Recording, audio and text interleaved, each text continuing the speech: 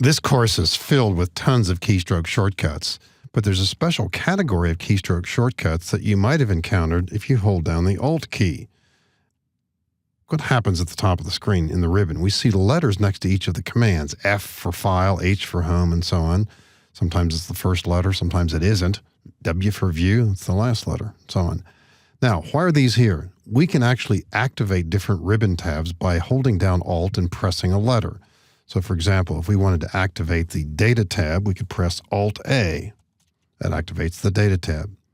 Now we see every feature on the Data tab has a letter, or in most cases, a double set of letters.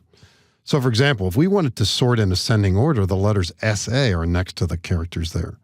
So the next time we want to use sort in ascending order, we could click, for example, in column C. If we want to sort this data in ascending order by department, we can click in column C here, press Alt-A to activate the Data tab, and then SA to activate ascending order. So Alt-A, SA. And there we are, we've sorted. And that's pretty fast, I think you'd have to admit.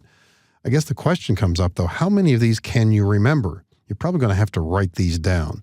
And so I think for some people, the idea of recognizing that certain sequences are something they would use frequently, it is worth the extra effort. Spend just a little bit of time here.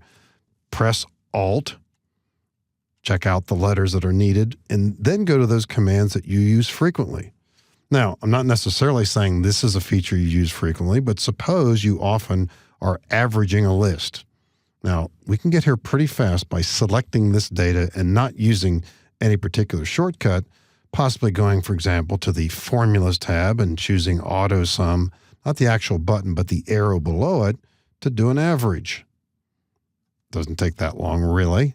But could we be doing this with the Alt key? Alt. To get to the Formulas tab, we'd press M. I'm pressing it now.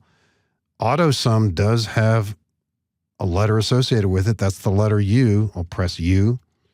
And now there's a letter for average. It's A. So if we wanted to do an average in situations like this, we can press Alt-M. Remember, that'll get us to the Formulas tab. And then UA. Why U? Well, that's the symbol for AutoSum. The second letter of AutoSum, well, we don't know why, but that's what it's being used for.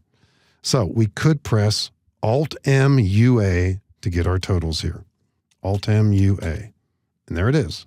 What do we have here? That's an average. So if this is a feature that you've identified as something that's useful for you, it might well be worth pursuing some of these keyboard command access shortcuts. Once again, when you hold down Alt, each of the tabs in the ribbon has a letter associated with it. Pick one of the letters for the tab you're interested in. For example, Formulas, as we just did. We'll press M, and we see the letters activated for the various features there. So lots of opportunity here for creating your own shortcuts. These are the kind of shortcuts that you're unlikely to find in a list anywhere because potentially there are so many of them. Great feature, though, for those who like to automate their work.